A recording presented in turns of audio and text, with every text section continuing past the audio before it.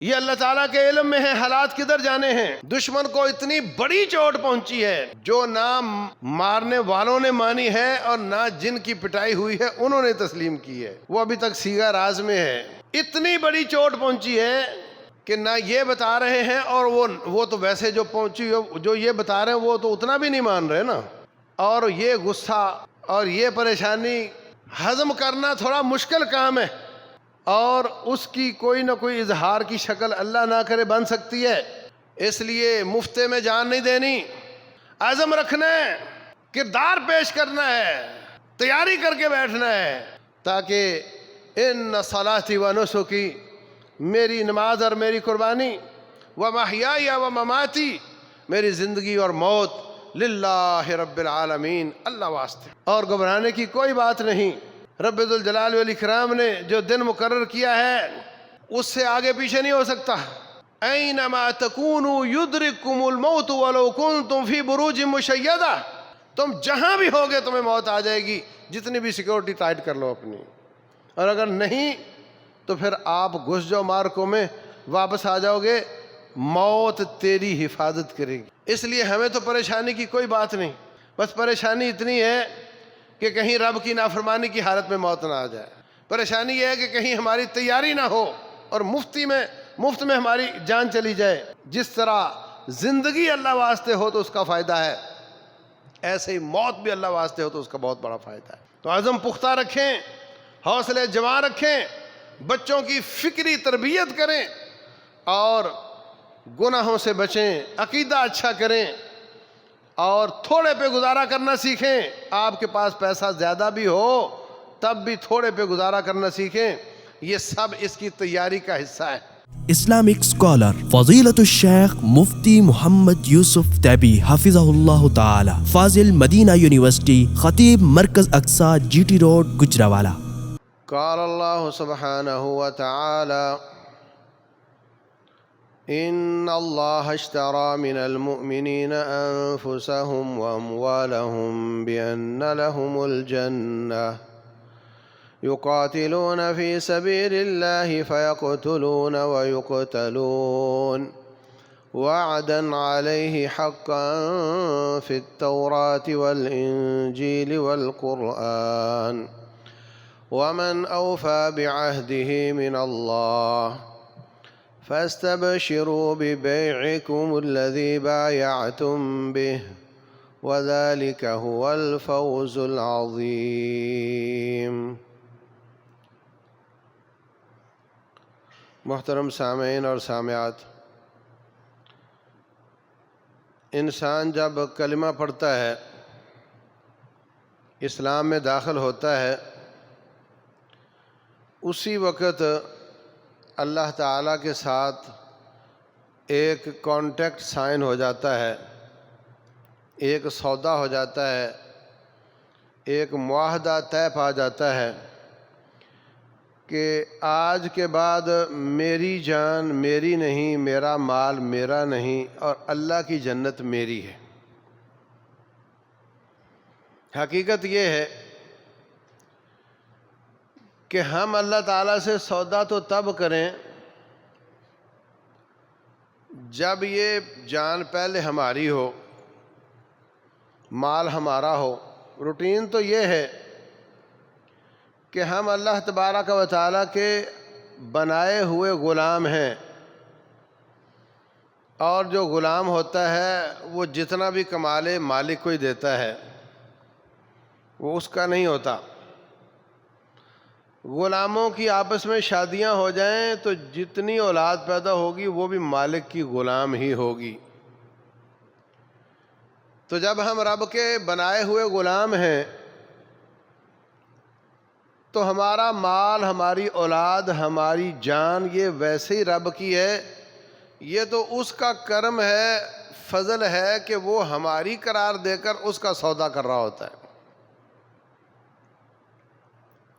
پہلے بھی ہماری نہیں تھی، ہماری جان ہماری نہیں تھی، تو جب سودا ہو گیا پھر تو کوئی شکل باقی نہیں رہی کہ ہم کہیں میرا جسم میرا ہے، میرا مال میرا ہے، میری اولاد میری ہے۔ یہ تصور دیا ہے اللہ تبارک و تعالیٰ نے۔ اور اسلام کے غلبے کے لیے فیقتلون ویقتلون، قتل کرتے بھی ہیں، قتل ہوتے بھی ہیں، وہ تو ویسے بھی ہو رہے ہیں۔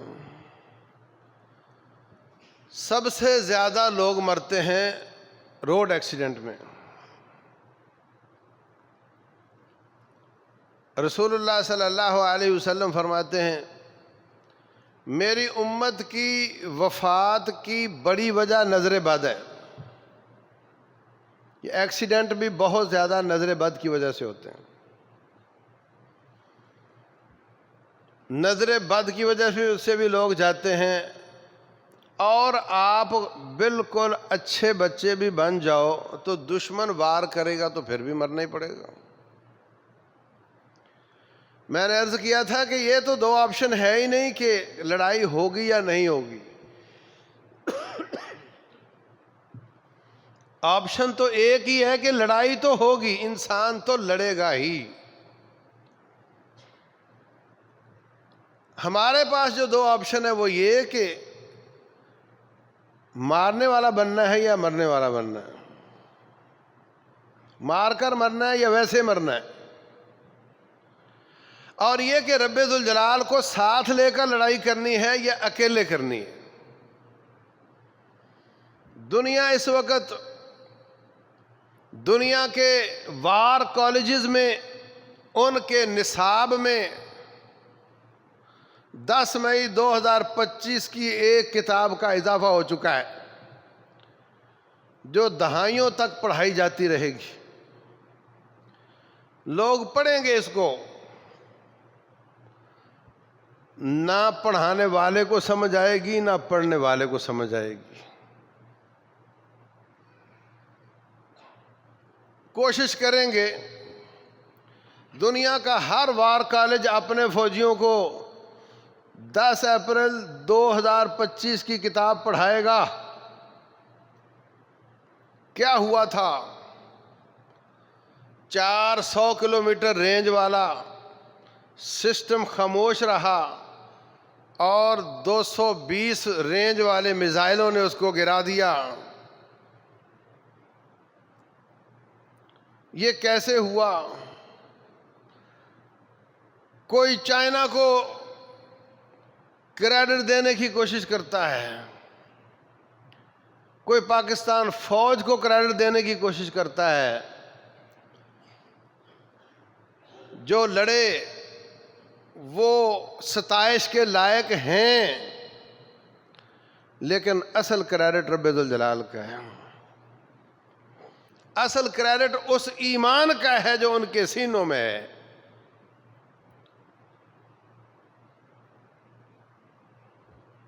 وہ سوچتے ہیں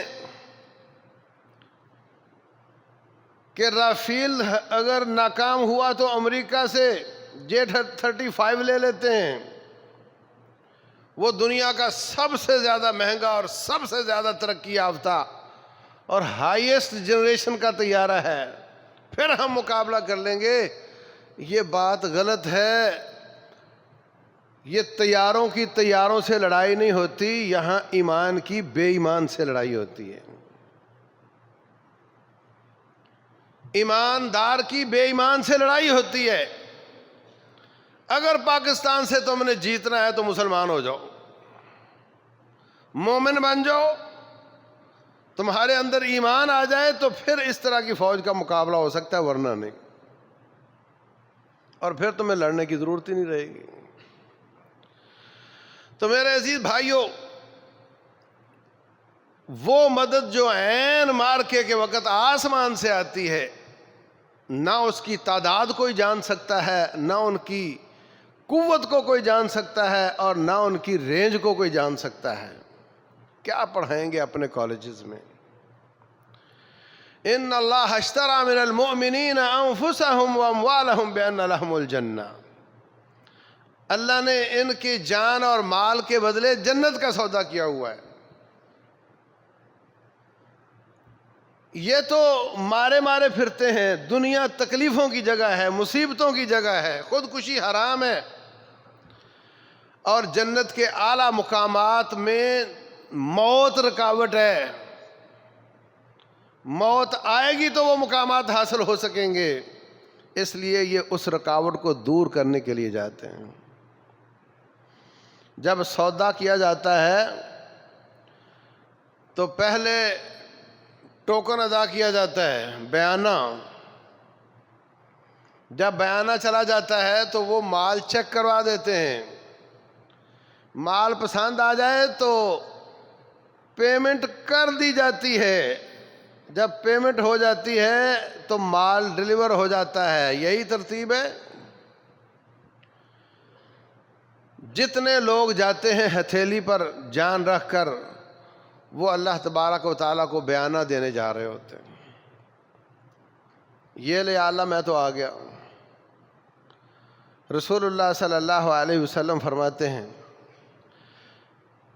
جب اس کو میں نے اوپر اٹھانا ہوتا ہے، جب اس کی روح پرواز کرنی ہوتی ہے، اس وقت تک روح نہیں نکالتا جب تک اس کو مال پسند نہ کروا رہا ہوں.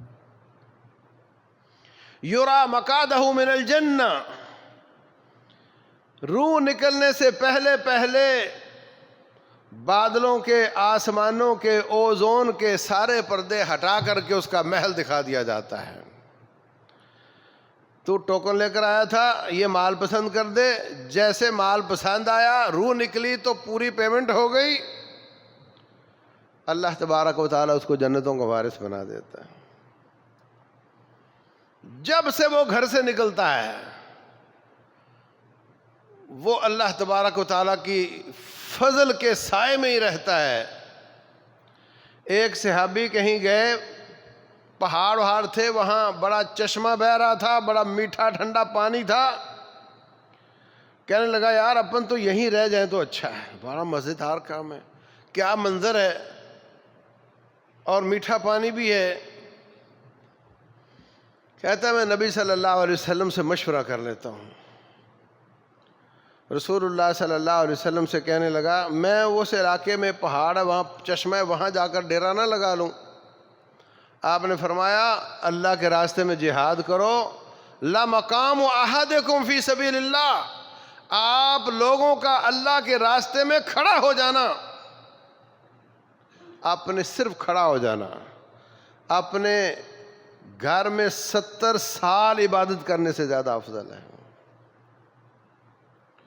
اور فرمایا رسول اللہ صلی اللہ علیہ وسلم نے من قاتل فی سبیل اللہ فواق ناقۃ وجبت لہ الجنہ،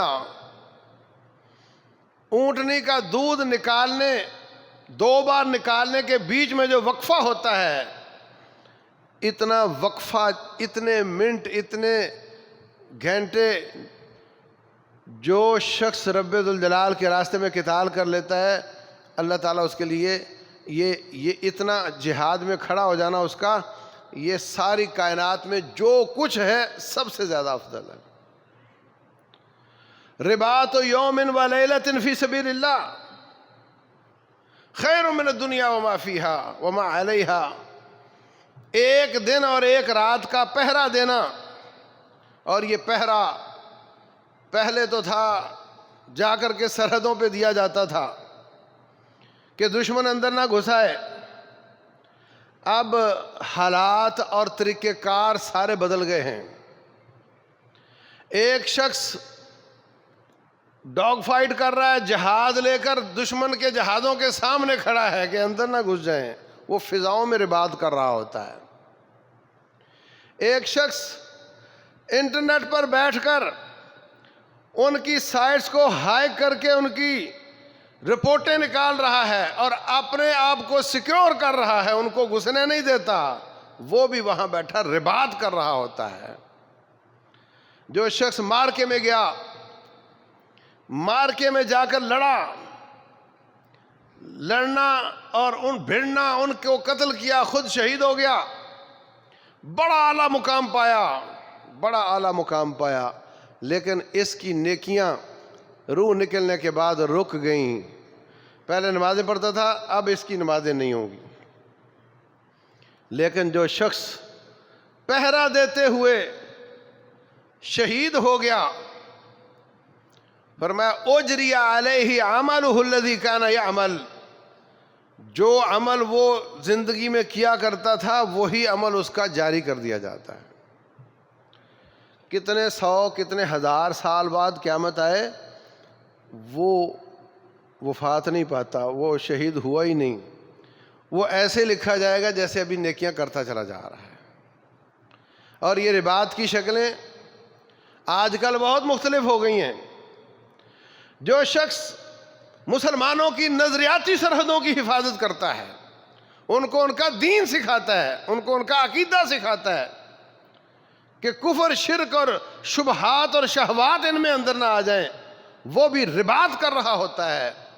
جو سائبر قسم کے حملوں سے بچانے کے لیے محنت کرتا ہے وہ بھی رباط کر رہا ہوتا ہے، اور جو سرحدوں پہ کھڑا گن لے کر وہ بھی رباط کر رہا ہوتا ہے، جو سمندروں میں دشمنوں کو گھسنے سے روک رہا ہے وہ بھی رباط کر رہا ہوتا ہے، اور جو فضاؤں میں کر رہا ہے وہ بھی رباط کر رہا ہوتا ہے۔ جو اس حالت میں اللہ تعالیٰ کے پاس جاتا ہے، شہید ہوتا ہے، فرمایا اجری علیہ عملہ الذی کان یعمل، قیامت تک وہ یوں ہی لکھا جائے گا جیسے زندہ ہے اور نیکیاں کرتا چلا جا رہا ہے۔ بہت بڑی بات ہے۔ رب ذوالجلال ہمیں رباط کی حالت میں شہادت نصیب فرمائے، یہ بہت بڑی بات ہے۔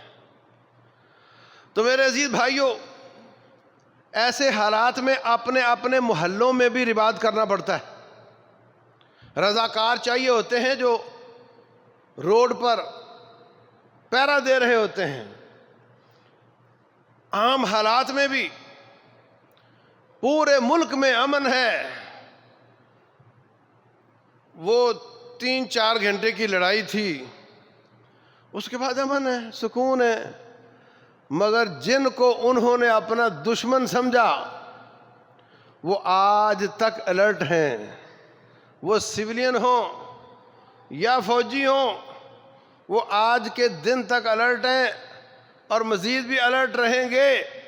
جن کو وہ دشمن سمجھتا ہے وہ اس طرح نہیں جی رہے جس طرح عام لوگ جی رہے ہیں۔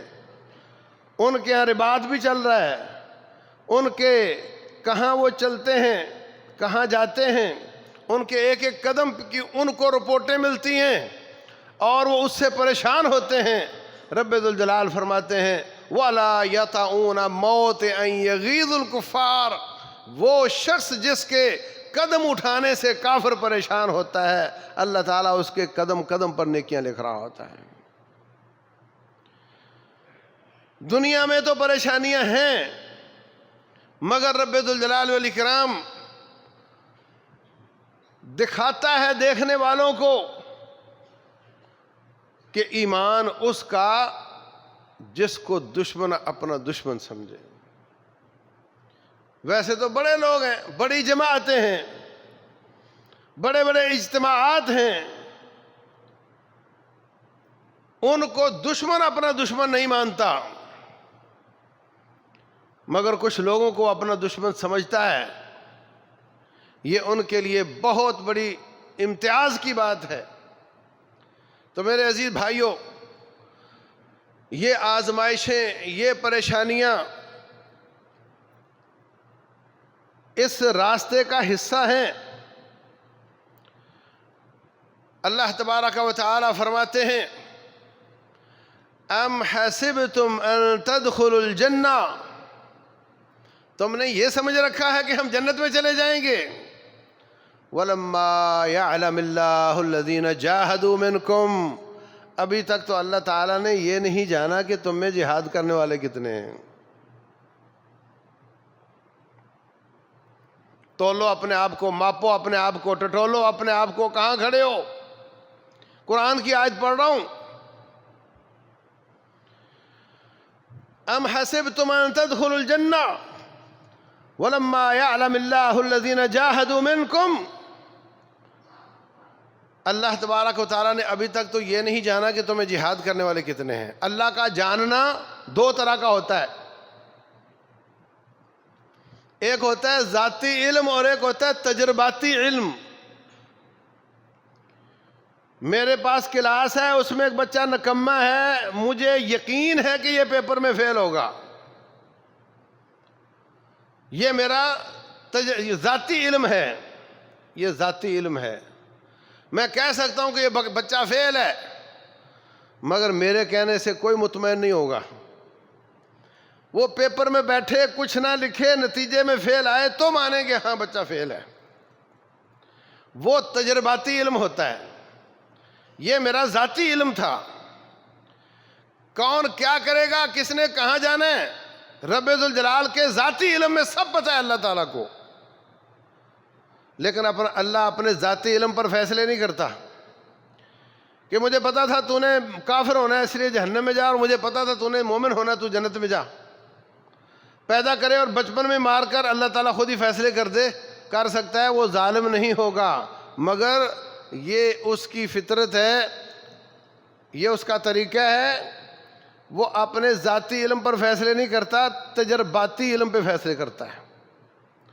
تو اللہ کو معلوم ہے کون کون جہاد کرنے والا ہے، لیکن اللہ تبارک و تعالیٰ فرماتے ہیں ابھی تک تو ہم نے یہ نہیں جانا کہ تم میں جہاد کرنے والے کتنے ہیں۔ موقع بنے، میدان سجے، کچھ اس میں جائیں، کچھ پیچھے ہٹ جائیں، تو پتہ چلے کہ یہ جہاد کرنے والے تھے، یہ نہیں کرنے والے تھے۔ تو جو نہیں کرنے والے تھے ان کو اللہ فرما رہے کہ تم سمجھتے ہو ایسے ہی جنت میں چلے جاؤ گے۔ اللہ اکبر۔ اللہ تبارک و تعالیٰ فرماتے ہیں إِلَّا تَنْفِرُوا يُعَذِّبْكُمْ عَذَابًا عَلِيمًا، اگر تم جہاد پر نہ گئے تو اللہ تمہیں دردناک عذاب دے گا۔ وَيَسْتَبْدِلْ قَوْمًا غَيْرَكُمْ، اللہ تمہیں مزدوری سے ہٹا دے گا اور قوم کو لے آئے گا، تمہیں تباہ بھی کر سکتا ہے۔ إِلَّا تَنْفِرُوا يُعَذِّبْكُمْ عَذَابًا عَلِيمًا، اگر تم نہ نکلے تو اللہ تمہیں دردناک عذاب دے گا۔ کسی نفلی کام کو چھوڑنے پر اللہ تعالیٰ دردناک عذاب دیتا ہے؟ کسی مستحب کام کو چھوڑنے پر؟ جنازہ پڑھنے چند لوگ جاتے ہیں اور اکثر نہیں جاتے۔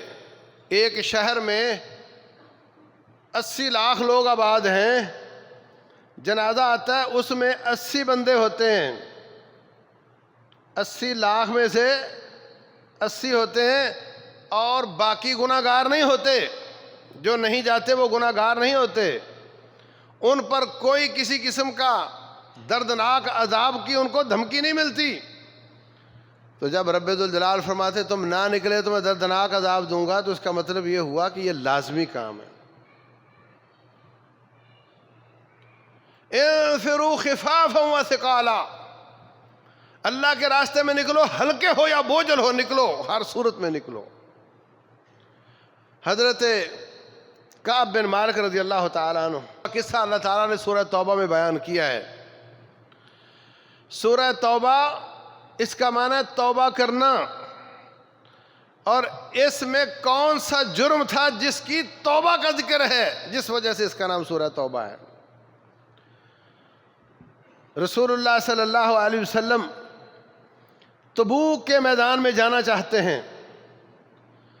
تبوک میں عیسائی آباد ہیں، ان سے لڑنے کے لیے جانا ہے۔ فصلیں پک چکی ہیں، 2-1 ہفتے جنگ لیٹ کر دی جائے تو گھروں میں لا کر محفوظ کر کے جایا جا سکتا ہے۔ گرمی شدید ہے، دشمن ابھی آیا نہیں، آپ نے فرمایا نہیں، ایسے ہی پکے پکائے پھل اور سبزیاں چھوڑ کر اور فصلیں چھوڑ کر جانا ہے، اور سب نے جانا ہے، کوئی پیچھے نہ رہے۔ منافقین نے عذر کیا، میری بچی بیمار، میرا ابا بیمار، میری بیوی بیمار، آپ نے ان کا عذر قبول کیا۔ رسول اللہ صلی اللہ علیہ وسلم چلے گئے۔ دشمن اپنے گھر آئے ہوئے نبی کے مقابلے کے لیے نہیں آیا۔ یوں سمجھو کہ آپ دلی جا کر بیٹھ جاؤ اور وہاں کی فوج مقابلے کے لیے نہ آئے۔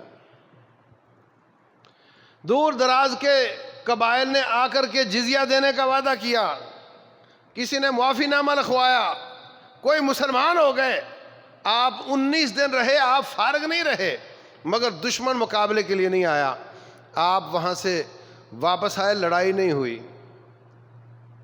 مدینہ پہنچے، منافقین اپنے عذر پیش کر رہے ہیں، آپ ان کے عذر سن کر قبول کر رہے ہیں۔ 3 صحابہ اکرام، کعب بن مالک، مرارہ بن ربیع، ہلال بن امیہ، یہ کہنے لگے حضرت ہمارا کوئی عذر نہیں اور ہم واقعتاً آنا بھی چاہتے تھے، آج جاتا ہوں کل جاتا ہوں، لیٹ ہو گئے، ہمارا کوئی عذر نہیں۔ رسول اللہ صلی اللہ علیہ وسلم فرماتے تمہارا کیس سپریم کورٹ میں جائے گا، اب تمہارا فیصلہ رب ذوالجلال کرے گا۔ اللہ اکبر۔ فرمایا سارے صحابہ اکرام ان سے کلام بند کر دیں، کوئی بات نہ کریں، سلام کہیں تو جواب نہیں دینا، بیوی بھی جواب نہ دے، ماں بھی جواب نہ دے۔ یہ تربیت تھی رسول اللہ صلی اللہ علیہ وسلم کی۔ یہ نہیں کہ کون دیکھ رہا ہے میں بات کر لیتا ہوں، کسی نے بات نہیں کی۔ کچھ دن گزرے، عیسائیوں کے بادشاہ نے ایک ایلچی بھیجا، وہ پوچھتا پھرتا کعب بن مالک کون ہے، بتایا، ایک خط تھما دیا ان کو، لکھا ہوا تھا اور تم سارے مارکوں میں جاؤ اور ایک مارکے میں نہ جاؤ اور تمہیں سزا مل جائے، یہ کہاں کا انصاف ہے؟ تمہارے نبی نے تمہاری قدر ہی نہیں کی، تو ہیرا ہے، تیری قدر ہم جانتے ہیں، واپس آ جا، عیسائی ہو جا، تمہیں اپنی حکومت میں شریک کر لیں گے۔ الحق بنا نواسیک۔ کعب بن مالک رضی اللہ تعالیٰ عنہ فرماتے ہیں اگر کسی ایلچی کو قتل کرنا جائز ہوتا تو میں تیری گردن اتار دیتا، تجھے جرت کیسے ہوئی میرے ایمان کا سودا کرنے کی؟ پھر یہ نہیں کہا کہ سنبھال کے رکھتا ہوں، دکھاؤں گا کہ میری ڈیمانڈ کتنی ہے، اس کو پھاڑ کر کے تندور میں ڈال دیا، اللہ تعالیٰ کے سامنے رجوع کیا، یا اللہ اتنا بڑا فتنہ، اتنی بڑی آزمائش۔ پھر ایک اور آرڈر آتا ہے، ان کی بیویوں کو بھی ان سے الگ کر دیا جائے۔ حضرت مرارہ اور حضرت ہلال بزرگ آدمی تھے، ان کی بیویوں نے آ کر کہا کہ وہ جب سے اس کو سزا ملی ہے ہر وقت روتا رہتا ہے، اگر میں نے اس کو روٹی نہ دی تو وہ بھوکا مر جائے گا، میں نے کپڑے نہ دیے تو وہ گندا ہی رہے گا، اگر اتنی اجازت ہو جائے کہ روٹی اور کپڑا دے دوں۔ آپ نے ان کو اجازت دے دی۔ کعب بن مالک بوڑھے نہیں تھے، جوان تھے، اس لیے کہتے ہیں میرا یہ عذر بنتا ہی نہیں تھا، اس لیے میں گیا ہی نہیں۔ ایک دن میں اپنے بھائی قتادہ کو ملا، میں نے کہا السلام علیکم، کوئی جواب نہیں۔ میں کیا منافق ہو گیا ہوں؟ کوئی جواب نہیں۔ کہتا ہے میں مسجد میں آتا تو نبی صلی اللہ علیہ وسلم مجھے دیکھتے، جب میں دیکھنے لگتا تو آپ نظریں پھیر لیتے، میرے سینے پہ چھریاں چل جاتی کہ میرا نبی مجھ سے نظر پھیر گیا ہے صلی اللہ علیہ وسلم۔ اتنی بڑی آزمائش، اس قدر بڑی آزمائش کہ رب پکارا حتی اذا ضاقت علیہم الارض بما رحبت، زمین وسیع ہونے کے باوجود ان پر تنگ ہو گئی، وضاقت علیہم انفسہم، ان کے سینے ان کے لیے، ان کے دلوں کے لیے تنگ ہو گئے، وظنوا الا ملجأ من اللہ الا الیہ، ان کو یقین ہو گیا کہ پناہ ملے گی تو اللہ تعالیٰ کے پاس ملے گی۔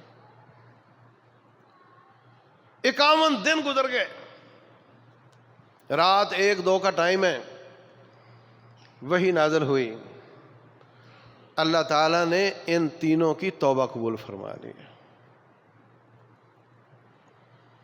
اپنی بیوی کو بتایا, کہنے لگی حضرت ابھی نہ لوگوں کو بتائیں, یہاں رش لگ جائے گا, صبح بتا دینا.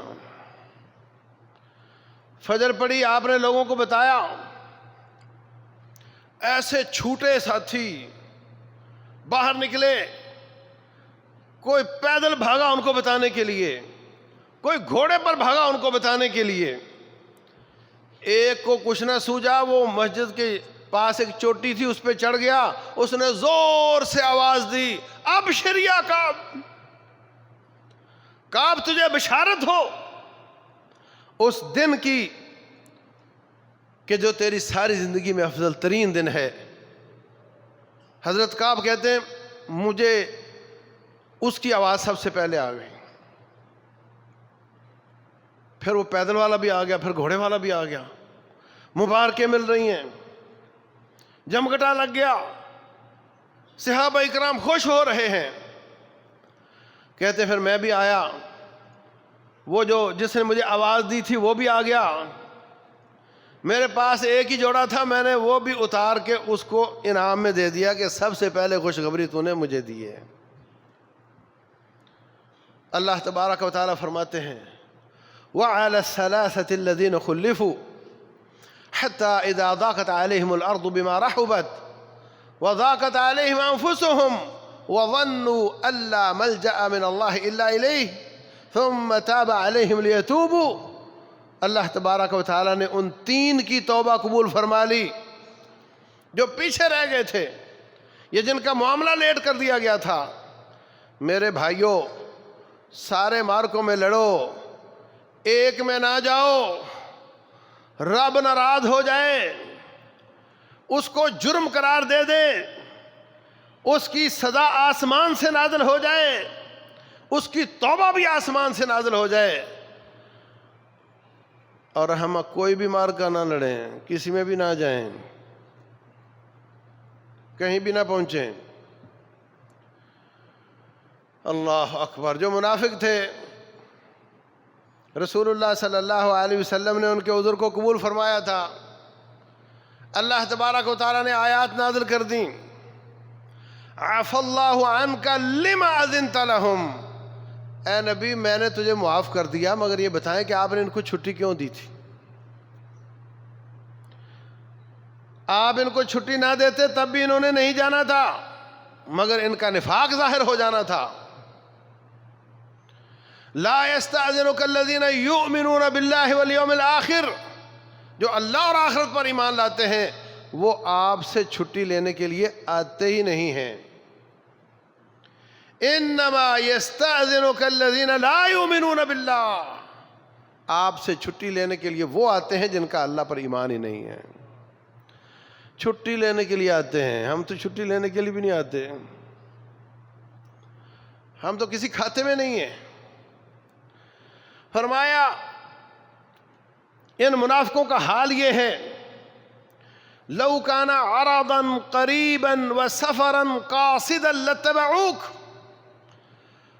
اگر مارکا آسان ہو, سفر تھوڑا ہو, تو یہ آپ کے ساتھ جہاد پر جاتے ہیں.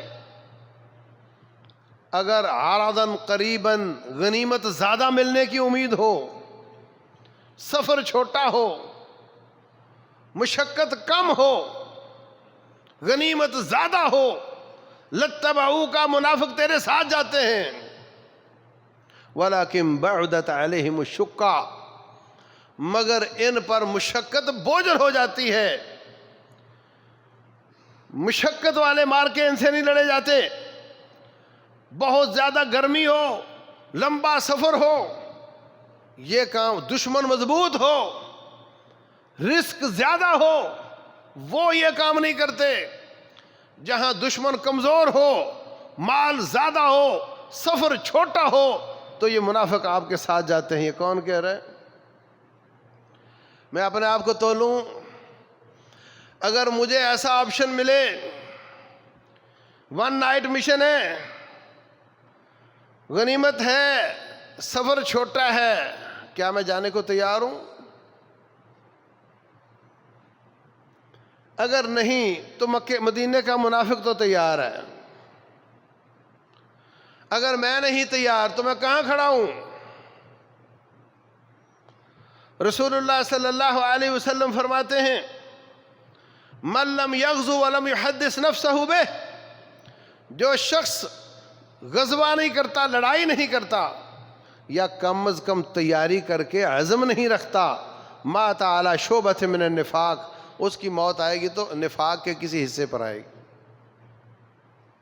مومن یا برسر پیکار ہوتا ہے یا تیاری کر کے پرعزم ہو کر بیٹھا ہوتا ہے۔ تیسری کیفیت مومن کی نہیں ہوتی، مومن کی یہ دو ہی کیفیتیں ہوتی ہیں۔ تو میرے عزیز بھائیوں، یہ اللہ تعالیٰ کے علم میں ہے حالات کدھر جانے ہیں۔ دشمن کو اتنی بڑی چوٹ پہنچی ہے جو نہ مارنے والوں نے مانی ہے اور نہ جن کی پٹائی ہوئی ہے انہوں نے تسلیم کی ہے، وہ ابھی تک سیغہ راز میں ہے۔ اتنی بڑی چوٹ پہنچی ہے کہ نہ یہ بتا رہے ہیں، اور وہ تو ویسے جو پہنچی جو یہ بتا رہے ہیں وہ تو اتنا بھی نہیں مان رہے نا، اور یہ غصہ اور یہ پریشانی ہضم کرنا تھوڑا مشکل کام ہے، اور اس کی کوئی نہ کوئی اظہار کی شکل اللہ نہ کرے بن سکتی ہے۔ اس لیے مفتے میں جان نہیں دینی، عزم رکھنا ہے، کردار پیش کرنا ہے، تیاری کر کے بیٹھنا ہے، تاکہ ان صلاتی و نسکی، میری نماز اور میری قربانی، و محیای و مماتی، میری زندگی اور موت للہ رب العالمین، اللہ واسطے، اور گھبرانے کی کوئی بات نہیں۔ رب ذوالجلال والاکرام نے جو دن مقرر کیا ہے اس سے آگے پیچھے نہیں ہو سکتا۔ اینما تکونوا یدرککم الموت ولو کنتم فی بروج مشیدہ، تم جہاں بھی ہوگے تمہیں موت آ جائے گی، جتنی بھی سیکورٹی ٹائٹ کر لو اپنی، اور اگر نہیں تو پھر آپ گھس جاؤ مارکوں میں، واپس آ جاؤ گے، موت تیری حفاظت کرے گی۔ اس لیے ہمیں تو پریشانی کی کوئی بات نہیں، بس پریشانی اتنی ہے کہ کہیں رب کی نافرمانی کی حالت میں موت نہ آ جائے۔ پریشانی یہ ہے کہ کہیں ہماری تیاری نہ ہو اور مفت میں ہماری جان چلی جائے۔ جس طرح زندگی اللہ واسطے ہو تو اس کا فائدہ ہے، ایسے ہی موت بھی اللہ واسطے ہو تو اس کا بہت بڑا فائدہ ہے۔ تو عزم پختہ رکھیں، حوصلے جمع رکھیں، بچوں کی فکری تربیت کریں، اور گناہوں سے بچیں، عقیدہ اچھا کریں، اور تھوڑے پہ گزارا کرنا سیکھیں۔ آپ کے پاس پیسہ زیادہ بھی ہو تب بھی تھوڑے پہ گزارا کرنا سیکھیں، یہ سب اس کی تیاری کا حصہ ہے۔ اور اللہ تعالیٰ سے دعائیں کریں، اللہ تعالیٰ ہمیں آزمائشوں سے بچائے، اور اگر وہ آزمانا چاہے، اس کی حکمت کا تقاضا ہو تو پھر اللہ ثابت قدمی عطا فرمائے۔ اللہ تعالیٰ جو میں نے عرض کیا ہے سمجھنے اور عمل کرنے کی توفیق دے۔ واللہ اعلم، وصلی اللہ وسلم وبارک علی نبینا محمد۔